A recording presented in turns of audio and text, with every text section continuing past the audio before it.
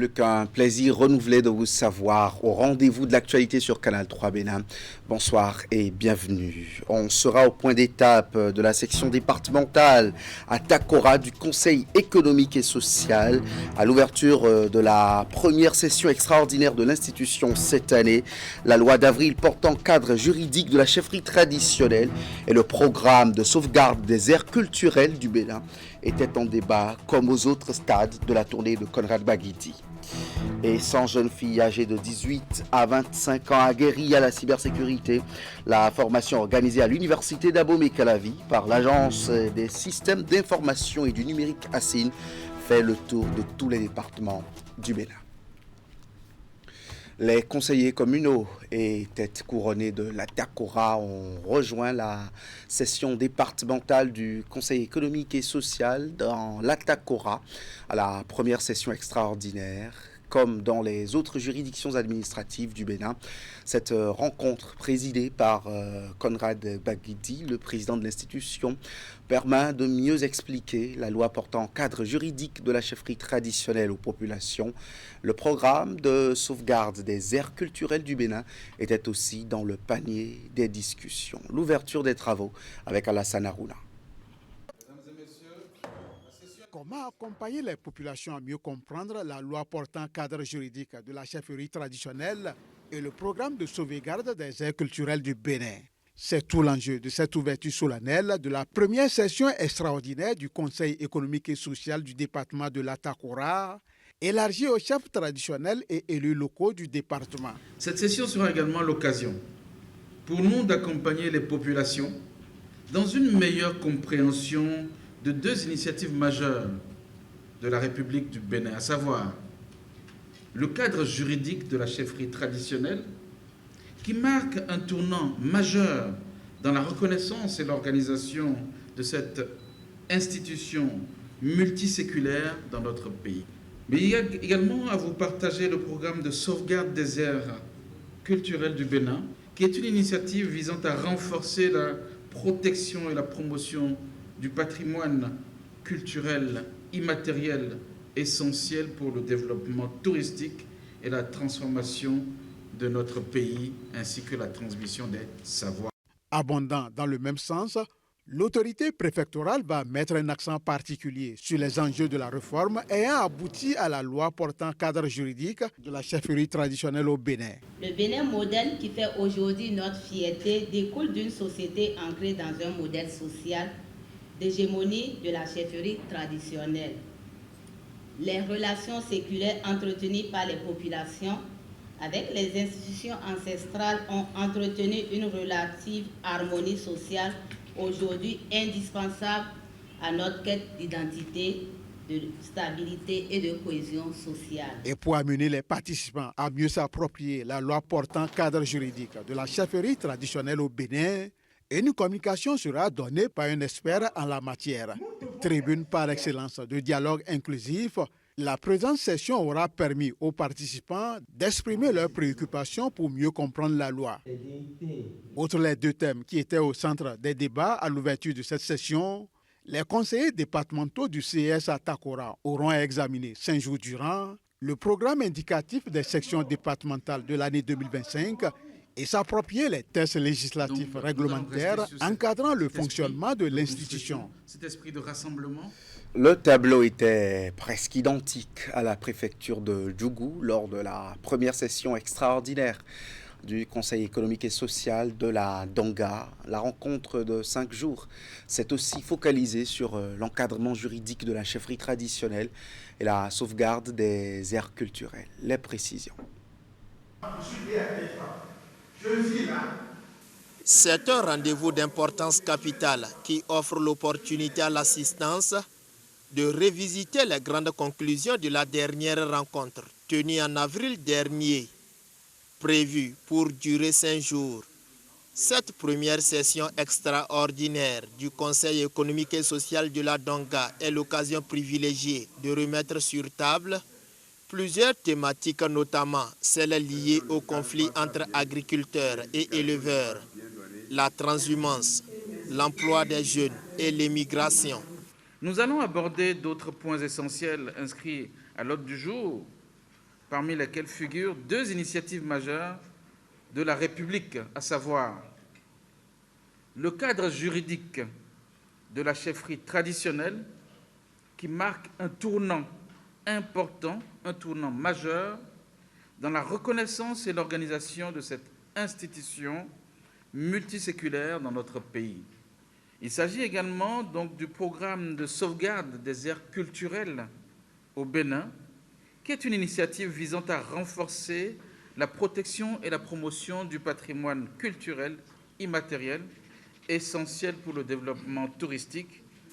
À travers cette rencontre qui intervient quelques jours après le séminaire tripartite présidé par le président Patrice Talon, le CES témoigne ainsi de son engagement à vulgariser et faire connaître par les populations des lois, règlements, décisions adoptées et promulguées par les institutions de la République.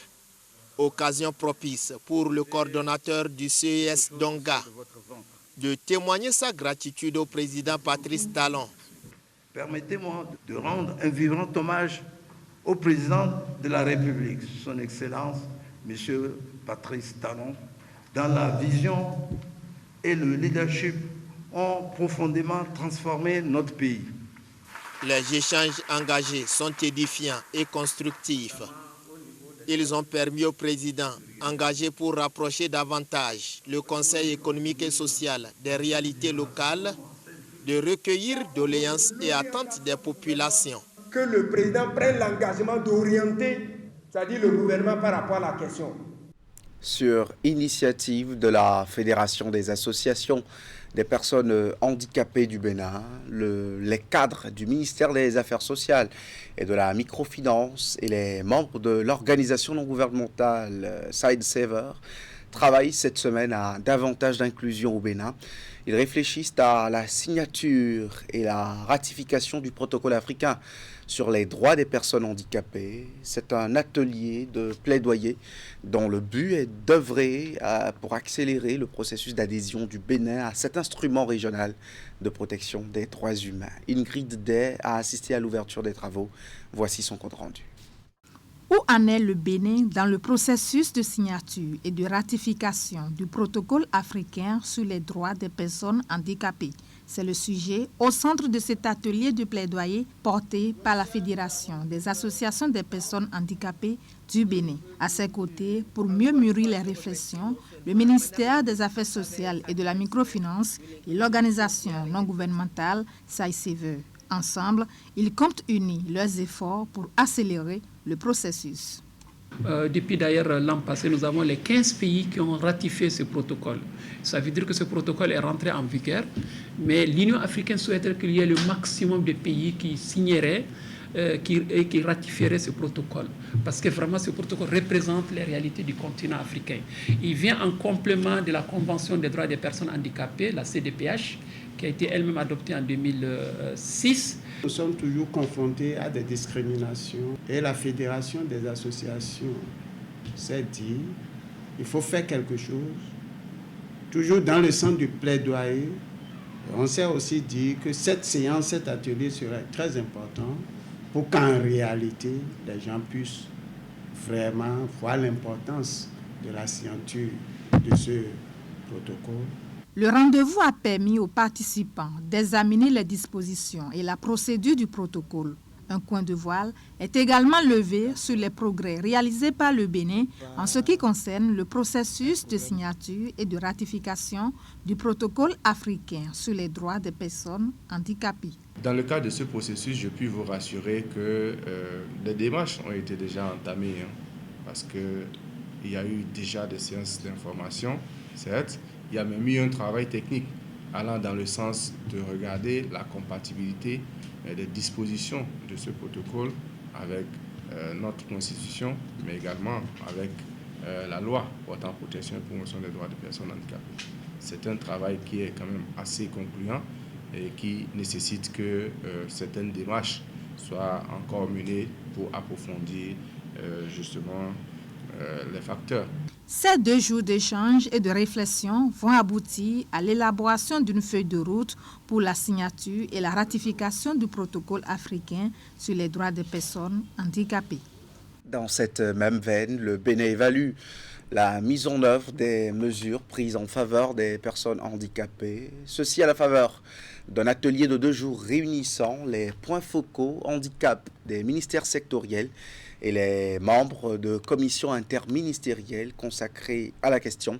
Au menu, le suivi des recommandations du Comité des droits des personnes handicapées pour renforcer à terme les actions dans le sens de l'inclusion. L'ouverture des travaux de Cotonou. À cet atelier sur l'appropriation des observations finales du rapport initial de la mise en œuvre de la Convention relative aux droits des personnes handicapées, les points focaux handicap des ministères sectoriels et les membres de la commission interministérielle chargée de la mise en œuvre des mesures prises en faveur des personnes handicapées en République du Bénin. Objectif général, faciliter une meilleure prise en compte des droits des personnes en situation de handicap dans les politiques publiques, dans la perspective de l'atteinte des objectifs de développement durable par le renforcement du cadre juridique. Cet atelier est une initiative de la Fédération des associations des personnes handicapées du Bénin et du ministère des Affaires sociales, appuyé techniquement et financièrement par l'ONG internationale Sightsavers. L'intérêt particulier de Sightsavers est lié étroitement à notre vision, promouvoir l'égalité des chances. Et lorsque vous pensez promouvoir l'égalité des chances, il faut vous assurer d'abord qu'il y a un cadre juridique en place. La CDPH fait partie de nos priorités parce que nous travaillons avec la Fédération des personnes handicapées du Bénin pour monitorer la mise en œuvre, l'engagement de nos partenaires pour l'inclusion sociale dans la communauté, dans notre pays. Parce que certaines observations sont transversales et de ce fait, il est important d'associer les acteurs qui sont au cœur de chaque secteur afin de trouver des activités qu'ils pourraient mettre en œuvre pour que d'ici à 2030, on puisse avoir un rapport de qualité. En Afrique de l'Ouest et en Afrique de façon générale, le Bénin est un modèle en matière d'inclusion sociale et entend le rester pour longtemps encore. Je sais que, autant que moi, vous avez la fierté d'être dans un pays où l'inclusion des personnes handicapées est en avance. Les mesures qui sont prises par le gouvernement aujourd'hui nous permettent de garder la tête haute. Désormais, les personnes handicapées savent ce qui leur revient de droit et cela est justement matérialisé sur le plan légal et législatif. Au cours de cette rencontre, tout sera donc mis en œuvre, notamment le mode d'accompagnement des points focaux dans le suivi des recommandations, afin qu'à la prochaine présentation d'un rapport, le Bénin soit encore célébré. L'Agence des systèmes d'information et du numérique ASIN poursuit sa formation de 100 jeunes filles à la cybersécurité. Il s'agit d'une campagne nationale qui a pour cible les jeunes filles dont l'âge est compris entre 18 et 25 ans dans les départements de l'Atlantique, du littoral, de l'Atacora, des collines et bien sûr du plateau. L'étape de l'Atlantique et du littoral s'est tenue à l'université d'Abomey-Calavi cette semaine. Candide Rouneto et Deron Kwevi étaient à la cérémonie de clôture. Ces jeunes filles des départements de l'Atlantique et du littoral en savent désormais un peu plus sur la cybersécurité. 3 jours durant, elles ont été outillées par des experts de l'Agence des systèmes d'information et du numérique sur les mesures et pratiques visant à protéger les systèmes informatiques, les réseaux, les données. Les programmes contre les accès non autorisés et les menaces numériques étaient aussi dans le panier de formation. Des connaissances qui leur permettront désormais de contrer les cyberattaques et les accès non autorisés. Nous avons eu à aborder plusieurs aspects de la cybersécurité, les cyberattaques, les méthodes préventives. Lors de cette formation, j'ai appris en tant que développeur les vulnérabilités auxquelles les applications ou les sites que je mettrai en ligne pourront avoir. Grâce à cette formation, aujourd'hui, je sais que je dois avoir une bonne hygiène numérique. Je sais ce que c'est que mon identité numérique et ce que je dois faire pour sécuriser mon identité numérique. En finissant cette formation aujourd'hui, je suis capable de détecter facilement les tentatives d'atteinte à la sécurité de mes informations. Ce projet de formation de 100 jeunes filles sélectionnées à travers le pays s'inscrit dans la directive de la stratégie nationale de sécurité numérique au Bénin de la CIN. Il vise à accroître le nombre de femmes dans le domaine de la cybersécurité au Bénin. c'est de montrer en réalité que vous, les jeunes filles également, vous avez la compétence, vous avez la capacité d'exercer ce métier qui semble être un métier uniquement d'hommes. On est en train de mettre en œuvre une équipe de surveillance au niveau du secteur financier, au niveau du secteur universitaire. On a parlé avec la défense et on va avoir aussi la même chose au niveau de la défense. On est en train d'avoir plusieurs entités comme ça qui vont naître, que nous allons alimenter en information et en point de contact. Il faut bien entendu que des personnes puissent être dans ces équipes-là. Vous serez peut-être bientôt les membres de notre cyberarmée. Bon, le terme c'est un peu catchy. Après Abomey-Calavi, cap sera mis sur le département de la Takora dans les tout prochains jours pour la dernière étape de cette formation. Au thème, 40 bourses de formation en cybersécurité à l'école des métiers du numérique seront offertes aux participantes qui se seront les mieux illustrées dans les 5 départements. Pas plus pour ce journal qui s'achève ainsi. Je vous donne le thème de l'info continue. Dans 10 minutes, vous retrouverez 2 débatteurs, Gracien Makoko, juriste et écrivain, et Arimi Choubadé, notre doyen journaliste. Bruit pour connaître les salaires des membres du gouvernement et des présidents d'institutions. C'est le thème qui va réunir les différents panélistes. Moi, je vous souhaite un très bon week-end et à la semaine prochaine.